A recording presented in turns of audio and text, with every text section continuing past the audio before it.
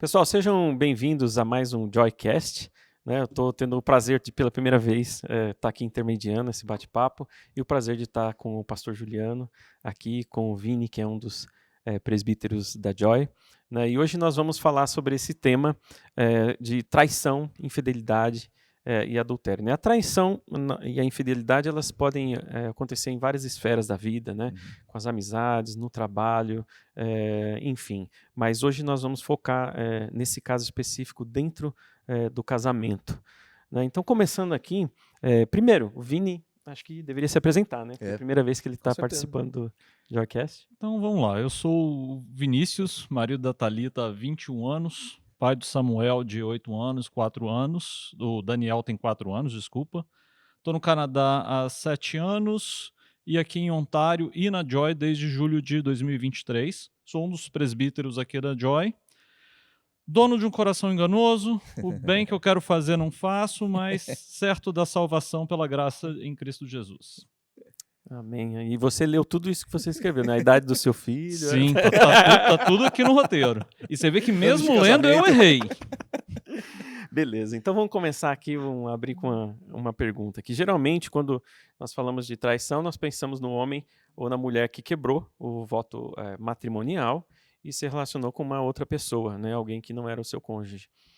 Mas quantos e quais tipos de traição que existem?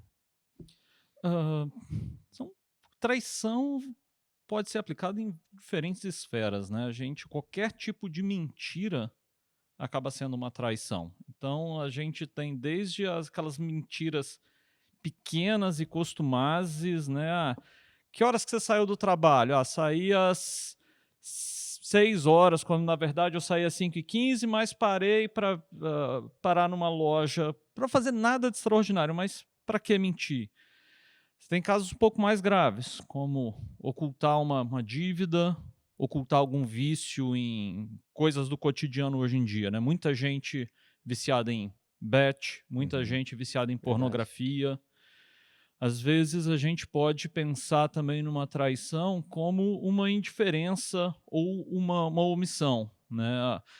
Minha esposa está com um problema no trabalho, um problema com a família dela, eu ouço e não reajo àquilo, não dou o suporte emocional que ela precisaria. Então, de certa forma, isso é uma traição emocional também, né? Ou uma omissão.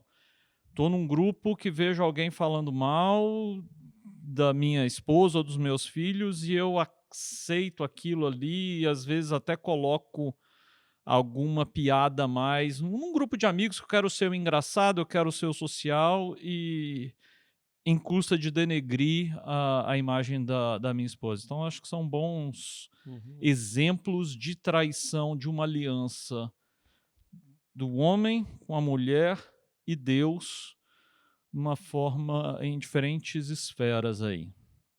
Não, é interessante porque a gente pensa na traição como conjugação carnal. Então, trair é você se relacionar fisicamente com uma outra pessoa fora do casamento. É muito mais que isso. É muito mais. Jesus reinterpretou a lei de não adulterar. E ele disse que Mateus, estou aqui com o texto na minha frente, Mateus 5, de 27 a 30, ele fala assim, que se você olha para uma mulher com uma intenção impura, com desejo, isso já se configura em adultério. Então, o adultério não acontece só numa relação física, mas acontece no coração, é no olhar, é no desejo. Hoje tem o fenômeno da traição virtual, coisa que antigamente não se tinha, e hoje você tem. E existem casos de pessoas que adulteraram porque tiveram relações à distância, através de uma câmera de celular, de um computador. Novo fenômeno, isso acontece muito. Então, a gente, infelizmente, tivemos um episódio falando de cultura, né? A gente vive essa cultura de infidelidade. O número de pessoas que são infiéis só tem crescido. Homens e mulheres, né? Eu me recordo, não recentemente, mas já faz talvez aí alguns aninhos, de sites que promoviam esses encontros entre pessoas casadas. Um site era o tal de Ashley Madison. E o slogan do site era, o slogan da plataforma, curta a vida porque a vida é curta. E teve até uma exposição das pessoas que faziam parte desse site, né? E muitas lideranças cristãs, inclusive, nos Estados Unidos e no Brasil, que foram expostas nessa lista que vazou. Então, a gente vive essa cultura de infidelidade. Mas é lembrar que a infidelidade ela não vem só com contato físico. Ela é muito mais profunda do que isso. Portanto, extremamente perigosa. E às vezes vem encapsulada, né? Você colocou o slogan aí como se fosse uma coisa bacana, assim, uma coisa, né, boa, né? Curta a vida, porque a vida é curta, né? Se você não tem nenhum compromisso com a palavra, né? Vamos dizer assim, fala, pô, eu tô vivendo, eu tenho que viver a vida mesmo, tem razão, né? Uma coisa, tem que curtir essa vida. Não, hoje tem um fenômeno que para mim é um adultério, essa visão cool do adultério, né? A relação aberta, já ouviram falar nisso? Sim. A nossa relação é aberta. Então, o adultério tá liberado porque a relação é aberta. A que ponto nós chegamos? Banalizou exato. Completamente, né? Como é que você vai construir uma família baseada no... Aquilo que causava dor, porque eu acho, né, não passei por isso, graças a Deus, mas eu acho que a dor da traição é uma das piores dores que existem. Porque é uma quebra de confiança profunda que deixa marcas, sim, que não... Até cicatriza, mas a marca fica. Né? Mas hoje já, para muitos casais, isso daí não é nenhum problema mais, né? Bom, enfim, você tocou na questão da dor, né, Juliana? E aí eu parto para já a segunda pergunta aqui, né? O adultério é doído, né? A dor de quem sofreu com a traição, né? Ele deve ser perdoado pelo cristão traído? Porque sim ou porque não? Deve? Por quê? Perdoado, certamente sim. Perdão é necessário para o cristão. Na oração do Pai Nosso, a gente pede a Deus que... A gente fala a respeito de perdoa as nossas dívidas assim como nós perdoamos os nossos devedores. Então, isso não é uma opção. Mas perdoar não necessariamente significa manter o relacionamento. Né? Então, eu acredito que o perdão vai me permitir daqui, não imediatamente, não é que eu falo, olha, eu perdoei essa traição e imediatamente eu vou lembrar disso e não vou sentir dor. Mas o perdão vai permitir que, depois de um tratamento a respeito dessa dor, né, como o Juliano falou, é uma das piores dores que a gente pode sentir, se eu perdoar depois de um determinado momento, eu posso olhar para aquilo sem sentir a mesma angústia, sem sentir a mesma dor, mas dependendo de como for o desenrolar da história, por exemplo, se você não percebe no traidor o desejo de mudar de comportamento, você não percebe nele uma transformação real, o abandonar aquele erro, fica, humanamente falando, muito mais difícil de permitir que essas coisas, permitir que o relacionamento continue. E o próprio Jesus, né, ele fala a respeito disso. Olha, ok, podemos dar carta de divórcio em função da dureza do nosso coração? Sim, mas essa é a nossa realidade. Até a volta de Cristo, nós vivemos em um mundo de pecado e que muitas vezes vai exigir de nós o uso desse direito, se a outra parte não está se mostrando disposta a ter uma mudança de fato de vida. Eu conversei anteontem com uma pessoa, não é daqui, e eles estão com a esposa, né? Estão vivendo uma situação de infidelidade conjugal, de adultério, online. É por isso que eu destaquei isso no começo, que está vivo na minha cabeça, online. E é muito difícil, porque é aquilo lá, o perdão é uma ordem. A gente não tem escolha, tem que perdoar. Agora, a reconstrução, ela demanda 2 pessoas comprometidas com a reconstrução da relação. E nem sempre você tem, depois da infidelidade, 2 pessoas comprometidas com a reconstrução, ou talvez, como no caso dessa família, uma das pessoas não é que não tem compromisso com a reconstrução, mas quer reconstruir nos seus termos. Então, por exemplo, falei para ela, olha, vocês têm que procurar um conselheiro cristão, uma terapia de casais. Isso é uma necessidade. Ela falou, eu sei, mas ele não quer. Então eu falei, bom, então o que você tem que colocar para ele é isso. Se ele quer reconstruir a relação, ele precisa se colocar nesse momento como um garçom à mesa. Ele não tem exigência. Você é a vítima. E ele tem que entender isso. Que ele precisa se colocar como um garçom à mesa. Então, se não for nesses termos, não tem como continuar. Ele não quer conversar com ninguém, ele não quer tratar, ele não quer mais falar sobre o assunto, não. Não é assim. Né? Então, eu acredito na reconstrução. Já vi alguns casamentos que estavam destruídos, inclusive pela infidelidade. Eu encontrei um casal uma vez em Santos, eu nem os conhecia, eles tocaram na igreja, foram no gabinete pastoral, e aí a moça chegou assim, cara, se desfazendo em lágrimas, desesperada, falando que queria acabar com a vida, o marido chorando também. O que aconteceu? Veio um oficial de justiça, uma tarde na casa deles, bateu na porta para fazer um teste de DNA, que uma moça no Nordeste estava dizendo que ele era o pai da criança. E ele teve um tempo do trabalho, que ele ficou lá, enfim. E eu olhando aquela cena, falei, cara, possível, não tem jeito aqui, não tem solução. O que eu fiz? Eu falei de Jesus para eles, eu preguei o evangelho, porque é o único poder que é capaz de reconstruir a nossa vida, o nosso coração, as nossas emoções. E, cara, estão juntos até hoje, estão muito bem, estão felizes.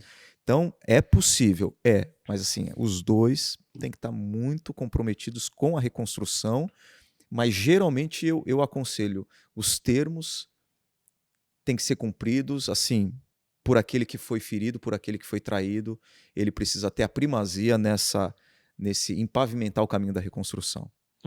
E uma coisa que você colocou aí que eu achei muito interessante também é a necessidade de buscar uma ajuda. Sim. Porque geralmente quando uma traição é descoberta, a gente chega no fundo do poço. Né? É difícil sair dali sem buscar ajuda e não é vergonha nenhuma para um cristão buscar ajuda profissional de psicólogo, psiquiatra, de terapeuta de casal. Deus capacita os homens, inclusive, a nos ajudar a tratar nosso psicológico, nossa cabeça. Então, não podemos ter nenhum tipo de preconceito em buscar ajuda de terapia.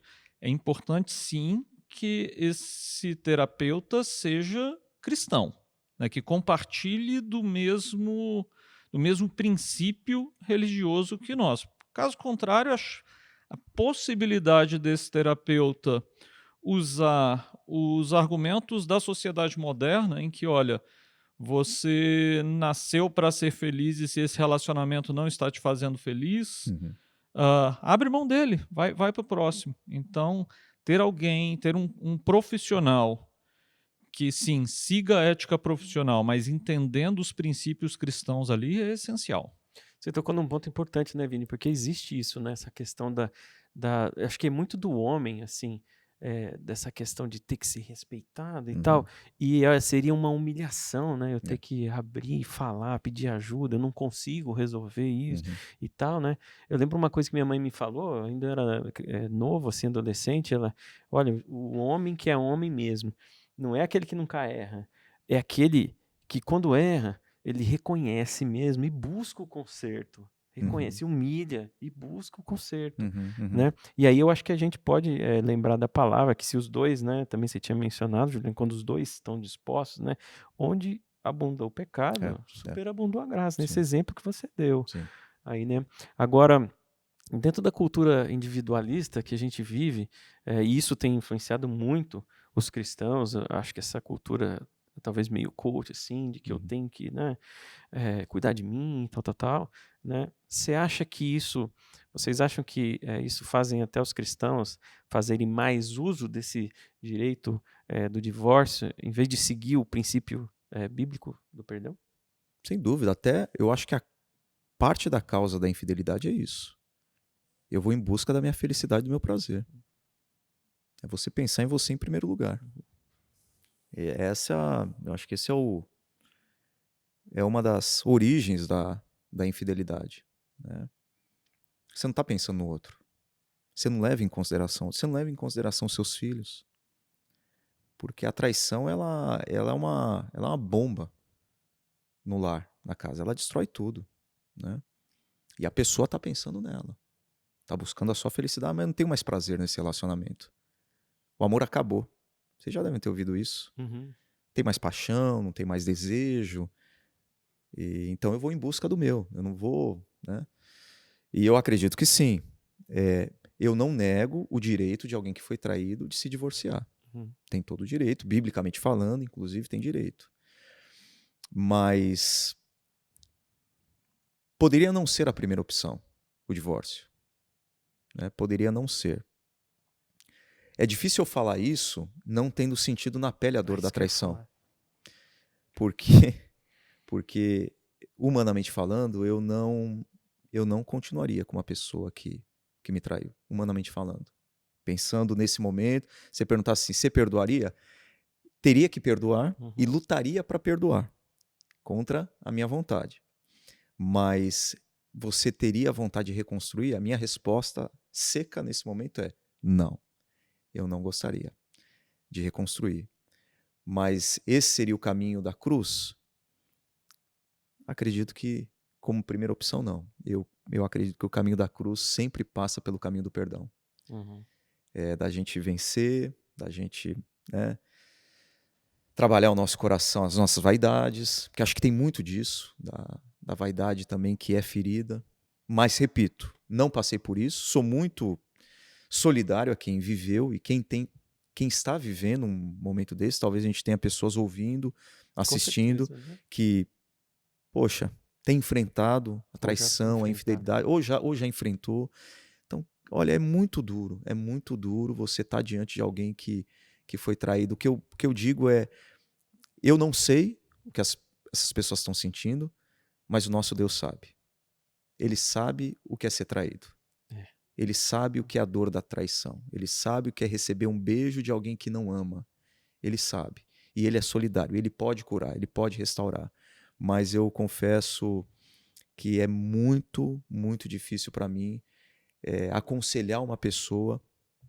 Não é que é muito difícil para mim, mas eu me colocando no lugar dela, ouvindo, você tem que perdoar, você tem que perdoar, você tem que reconstruir, é um discurso bíblico, eu acredito, mas as tensões dentro da alma dessa pessoa não são fáceis de serem administradas e vencidas, né? Complexo, né? É muito complexo. E hoje também os casamentos são muito vistos como um contrato civil, algo que eu vou perante ao governo fazer. Esses dias eu fui num casamento aqui de uns amigos canadenses e o pastor fez exatamente essa brincadeira, que era um dia tão especial que eles resolveram colocar o governo no meio, né? Então a gente se vale muito do lado contrato. Então todo contrato, de certa forma, ele tem um distrato. Se tais cláusulas não forem cumpridas, automaticamente eu posso exercer o meu direito de desfazê-lo. Só que quando a gente coloca a aliança em perspectiva, né, que nós fazemos com Deus, e Deus não quebra as alianças que ele faz conosco. Nós quebramos desde sempre. Então, mas lembrar que a aliança não é apenas com o cônjuge, mas é uma aliança com Deus, ela nos ajuda a lembrar das razões de por que permanecer nesse casamento, né? Não é simplesmente pelo cônjuge, mas por Deus na história. E isso é ainda mais válido para quantos casamentos são desfeitos sem necessariamente esse trauma da traição. Esses dias eu estava conversando com Thalita e ela estava falando a respeito de quantos casamentos são desfeitos no momento de puerpério. Logo após Uhum. um bebê nascer, a mulher está com os hormônios a 1000 e o cara, às vezes, muito fala: não, mas perdi o amor. O casamento não é mais o mesmo depois do menino. Uhum. E muitas vezes parte para um divórcio no momento de adaptação da vida, né? Porque não consegue passar por frustrações exatamente por ver essa influência do mundo de que, olha, você está nessa relação para ser feliz. Enquanto a gente, na verdade, deveria estar casado para fazer o nosso cônjuge feliz, para fazer os nossos filhos felizes e não apenas buscar a própria felicidade. Então, esses 2 pontos eu acho que são muito fortes, né? Ver isso só como um contrato e quantos contratos que a gente assina e o individualismo são muito cruéis aqui. Cruéis, né? Vini, você tocou num ponto, me fez me lembrar de uma coisa que eu li essa semana até. Eu não lembro, vou achar o versículo lá, mas eu não sei se é Deuteronômio, lá onde está falando das leis, né? E uma das leis era que o homem, assim que ele casasse, ele teria que ficar um período de 1 ano, né, sem participar Sem ir para a guerra. sem ir para a guerra, não Sim. receber funções, né, que demandasse, para que ele pudesse promover felicidade à sua esposa. Né? Olha a importância de você colocar você em segundo plano, né? A função, né? Você falou do individualismo e como às vezes é difícil isso, né? Mas é bíblico, né? Quando eu falo de ser sensível quando uma pessoa quer o divórcio também, mas é bom destacar que, assim, a gente sempre luta pelo casamento. Eu no aconselhamento, nunca chego num aconselhamento e já estou ali trabalhando pelo divórcio. Não, vamos trabalhar pela restauração, pelo casamento. A gente não pode esquecer de um versículo importante da Bíblia que fala sobre isso, que Deus odeia o divórcio. Eu nunca me esqueço, uma amiga de Campinas, e o divórcio dela foi terrível, terrível. Todo divórcio mas o dela foi muito chocante porque era um grande líder da igreja, um grande líder, e acabaram descobrindo que ele estava numa relação extraconjugal homossexual com filhas adolescentes. Então vocês podem imaginar a igreja sabendo, as filhas sabendo. E ela chorando falou para mim, ela falou, olha, agora eu sei por que a Bíblia diz que Deus odeia o divórcio. O mal que causa, a ruptura, as dores, os traumas. Então a gente luta pela reconstrução, sem dúvida alguma. Eu só estou tentando, porque às vezes a gente é sensível e fala, eu entendo você tem todo o direito, mas por outro lado, a luta é pela restauração. Sempre buscando a restauração. Mas tem hora que não é. Em alguns casos, não é possível. É necessário.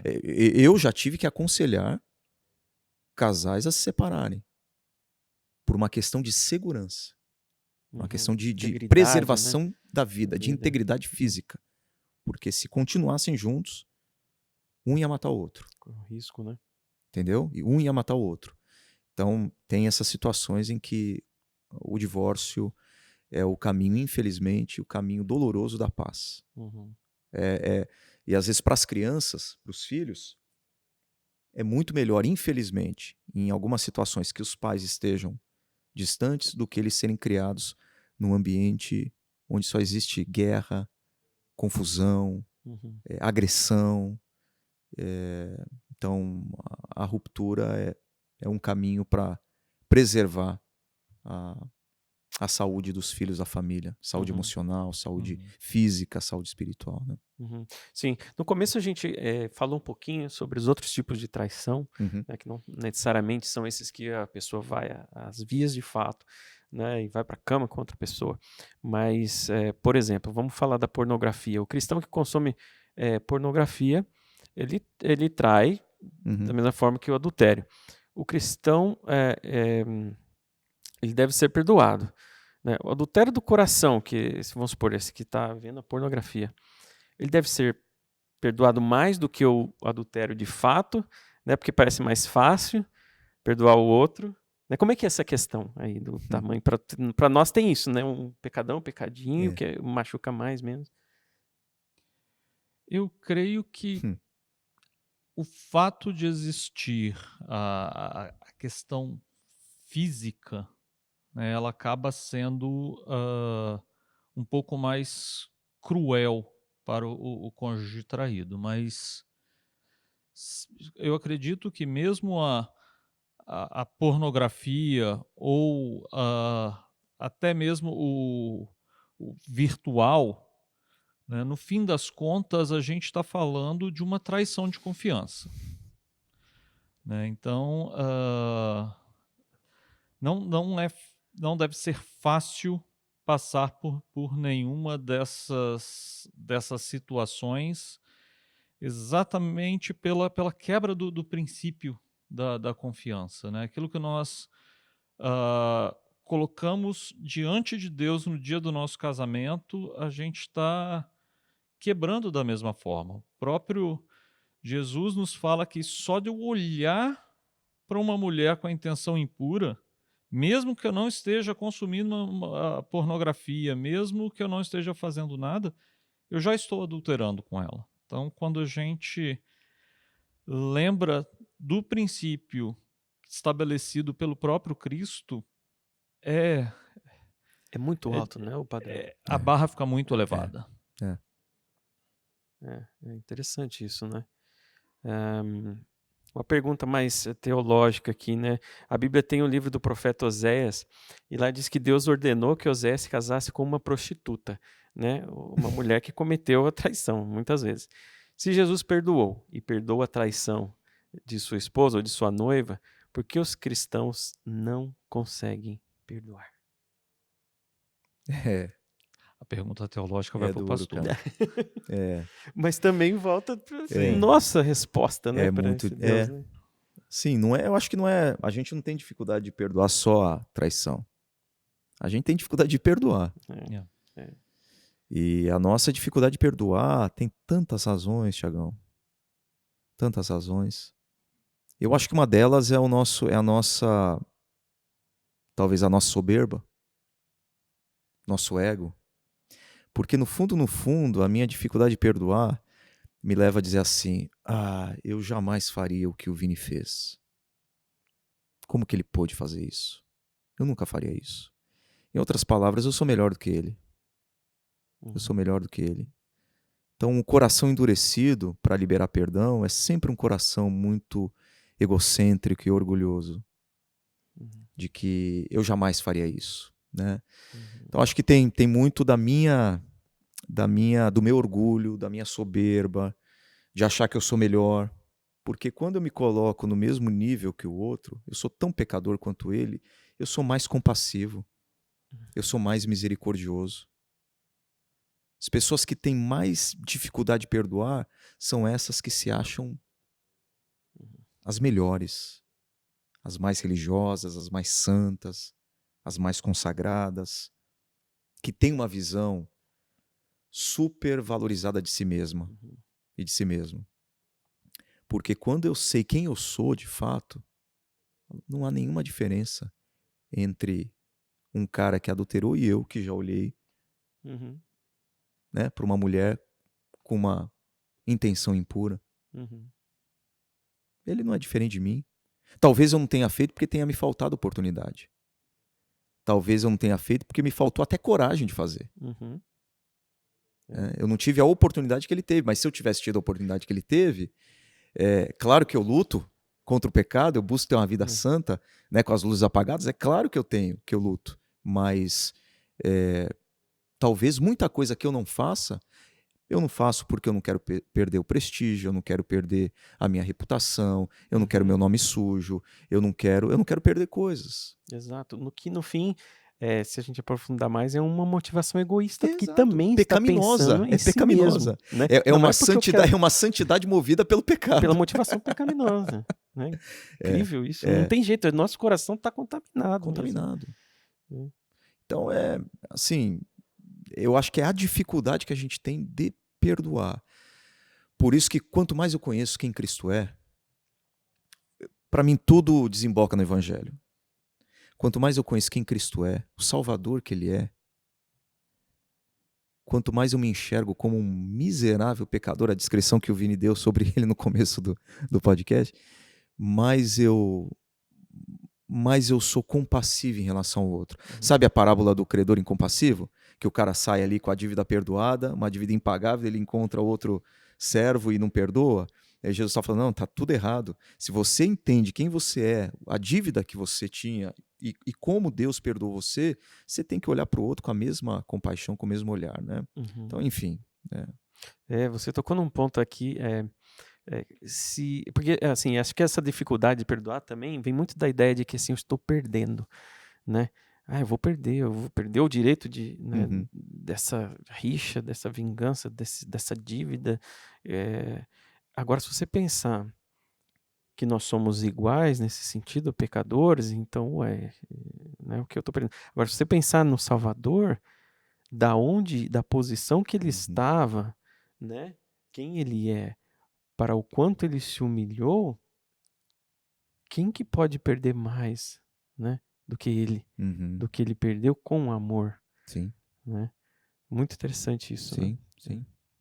Eu ia perguntar se vocês conhecem histórias, né, de casais que superaram a traição. O Juliano falou de uma, não sei se você teria. Sim. Eu conheço tanto um exemplo de traição que foi perdoado e foi uma bênção para a família, né? Realmente houve uma transformação de vida e a segunda fase do casamento é claramente muito melhor do que a primeira fase. Mas, infelizmente, também conheço casos em que as traições acabaram virando um padrão. Né? Então, é pela graça do Senhor.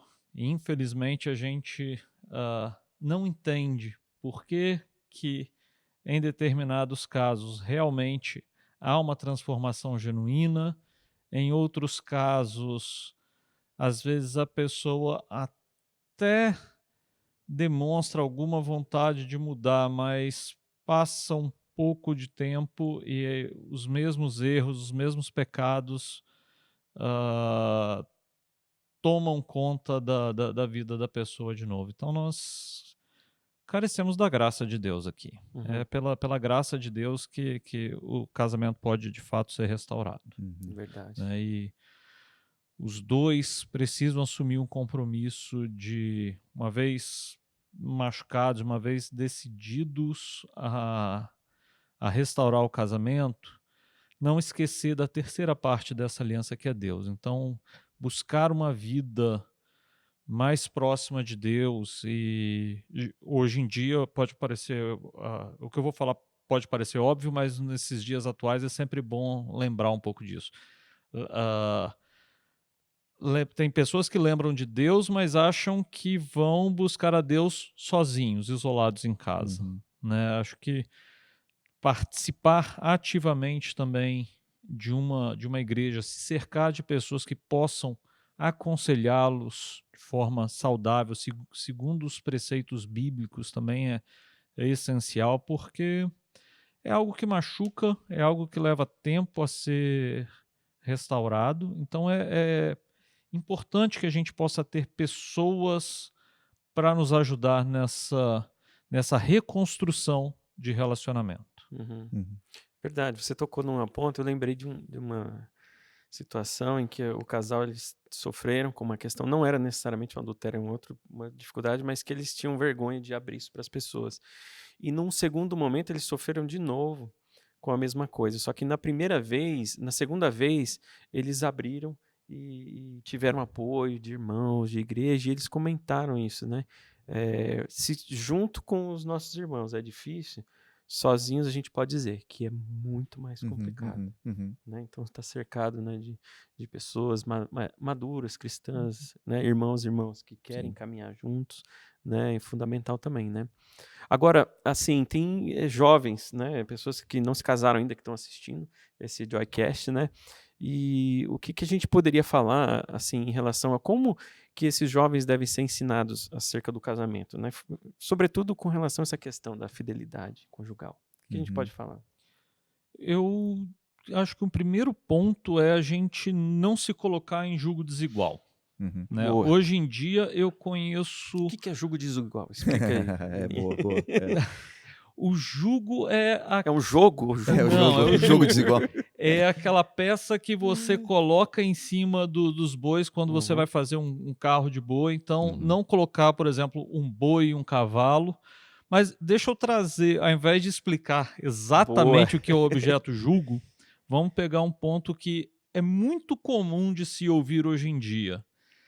Eu jamais me relacionaria, eu jamais teria um amigo que é de direita ou de esquerda. Eu jamais teria um amigo ou um relacionamento com alguém que torce por outro time. Mas na hora da religião a gente acha que está tudo bem. Então a primeira coisa é, busque alguém que compartilhe da mesma fé, que chegue no domingo ou no sábado, como é o nosso caso aqui, os dois, um possa dar o ânimo para o outro de vamos à igreja hoje? Estou sentindo falta de ir lá e ouvir a palavra de Deus. Né? Ok, a gente tem a Bíblia em nossas casas, a gente pode ter acesso à palavra de Deus em qualquer momento. Hoje, com a internet, a gente pode estar em casa e assistir tudo, mas vir participar ativamente de uma igreja é importante. Outro ponto também é, não entre no casamento para ser feliz. Em Efésios 5, Paulo dá orientações bem claras a marido e mulher. Então, o marido ele precisa amar a esposa sacrificialmente. E a esposa precisa... O que é amar sacrificialmente? Explora um pouquinho mais. Colocá-la em primeiro lugar. Né? Porque muita gente tem essa ideia, né, de amor e aquela paixão. Não, eu amo por ela e por mim, de tanto que eu amo. Bom, eu vou falar por mim. Um domingo à tarde, para mim, seria um momento excelente de estar jogado no sofá assistindo futebol americano. Mas, às vezes, a gente, quando não tínhamos filho, domingo à tarde, muitas vezes era o momento de assistir uma comédia romântica. Filme de romance, né? Que você ama. Agora com os meninos. Agora com os meninos assistir um desenho animado, alguma coisa. Então, são coisas que eu sozinho, eu jamais faria, mas pela família é importante que a gente abra mão para que eles estejam felizes, né? E para as esposas também, é importante a palavra de Paulo sobre submissão e usando o termo lá da criação, que ela seja uma auxiliadora. Né? E muitas vezes a sociedade atual, quando ouve a mulher auxiliadora e a mulher submissa... Isso cai muito mal, né? Isso cai muito mal. Foi o tema da pregação do nosso casamento 21 anos atrás e até hoje tem gente que comenta a respeito. Mas quando a gente entende que no Antigo Testamento essa palavra para a mulher auxiliadora, que é o Ezer, ela é usada 2 vezes em relação à mulher, mas na ampla maioria das vezes, essa mesma palavra da origem da palavra auxiliadora, ela se refere ao Deus que sai ao auxílio do seu povo na guerra e nas diferentes situações. Então, se esse Deus é o auxiliador do povo, a mulher ser a auxiliadora do marido não deveria ser demérito nenhum, mas quando a sociedade contemporânea ouve essa palavra, tem muita gente que se arrepia. Com certeza, com certeza. A gente já está caminhando para o final aqui. Eu queria encerrar com essa pergunta assim, mais aberta, dizendo de que maneira os homens e as mulheres cristãs casados eles devem agir para preservar seu casamento. Eu acho que eu falei, foi no sábado agora, eu falei que dificilmente uma traição ela acontece de repente. É possível, Davi pecou com Batseba, olhou lá um dia tal e caiu. Mas geralmente não é assim que acontece. A infidelidade conjugal, ela é só o final de uma série de atitudes que foram sendo tomadas, várias decisões equivocadas, várias opções erradas que o homem ou a mulher tomou ao longo do relacionamento, né? Então a gente falou da dificuldade de buscar ajuda quando tem uma traição. E geralmente também o problema é com o homem. O homem não quer buscar ajuda. Pelo que você comentou, por várias razões. Qual seria o meu conselho a algumas pessoas, a alguns casais, a alguns homens, principalmente? Busquem ajuda antes. Busquem ajuda antes. Quando você começa a perceber que a coisa está degringolando, as coisas não estão indo bem, esse é o momento de procurar ajuda. Aqueles pequenos adultérios que a gente comentou, a mentira, Exato. Talvez ali já aí, é o ponto de, né? Exato, aí que começa. Corta na raiz, né? Aí começa, aí o Reels do Instagram, é o Shorts do YouTube, é um site, são essas pequenas infidelidades, seja essas que vocês mencionaram ou a pornografia, que vão preparando o terreno. Então não adianta falar sim para tudo isso ao longo do caminho e querer dizer não na hora H. Não vai dizer não, vai cair. Então, eu digo, busquem ajuda. Quando vocês perceberem que o casamento não está legal, não esperem, não demorem para buscar ajuda. Porque o que acontece é que as pessoas vão buscar ajuda quando a coisa já quebrou. Né? Não quando ela ainda está prestes a cair, é quando ela quebrou. E aí é muito tarde. Então esse é o meu conselho, principalmente para os homens. E para as mulheres, o Vini falou aí dos papéis, parece que é uma coisa, cara, mas o que tem a ver com a infidelidade conjugal? A traição tem tudo a ver. Eu acho que a infidelidade conjugal, ela começa também com a infidelidade em relação aos papéis que Deus delegou pra gente no casamento. Seja da mulher ou do homem. Porque não é 100%, obviamente, mas quando tem uma infidelidade, às vezes, os dois têm responsabilidade nesse problema. Então não é só um que teve culpa. Pode ser que o cônjuge também, que foi traído, ele teve uma parcela de participação nesse distanciamento espiritual, emocional, afetivo, físico. Eu conheci uma senhora, um dia ela estava visitando a igreja e estava no fundo chorando bastante. No final do culto eu a abordei e eu perguntei para ela por que ela estava chorando. Ela tinha comentado comigo que era aniversário de casamento dela, por exemplo, 50 anos de casamento. E depois, tentando entender por que ela estava chorando no dia do aniversário do casamento dela, ela falou, já faz muitos anos que eu não durmo na cama com meu marido e a gente nem se fala direito. Então se distanciaram, né? Então seria esse conselho aí para os nossos amigos que estão ouvindo: procurem ajuda. Algumas crises a gente não consegue sair sem alguém de fora nos dando uma mão amiga. Verdade. Se o seu olho direito induz a pecar, arranque o lance-o fora. Talvez não precise ser tão literal, mas... É bom deixar claro. Por favor, que não seja. Mas talvez... Mostra a seriedade, né? Mas talvez um grupo de WhatsApp, você não precisa estar dentro dele. Talvez alguns dos Reels do Instagram você não precise estar seguindo. Talvez nem precisa ter conta no Instagram, né? Talvez Se tem nem dificuldade. precise estar na rede social, talvez o arrancar o olho fora inclua toda a rede social. Talvez uma conversinha lá no café do escritório não seja necessária. Então, Talvez a senha que a mulher não sabe do celular não seja né? necessária. Então, existem muitas pequenas ações que a gente pode tomar para evitar dar margem a situações problemáticas no futuro. Então, é atenção aos pequenos pontos. Legal, legal. Meus amigos, muito obrigado. Muito bom. Viu? Muito obrigado a você que esteve com a gente aqui até o final. Se você ainda não ouviu outros, assistiu outros, inscreva-se aí no nosso canal, continue curtindo os outros Joycasts. Né? Se você está passando por um momento assim, busque, se você está longe da Joy, se você está perto, busque aqui a nossa ajuda. Se você está longe, busque uma igreja cristã, bíblica, pastores, líderes que possam te ajudar e te aconselhar nessa caminhada. Tá bom? Muito obrigado. Até a próxima.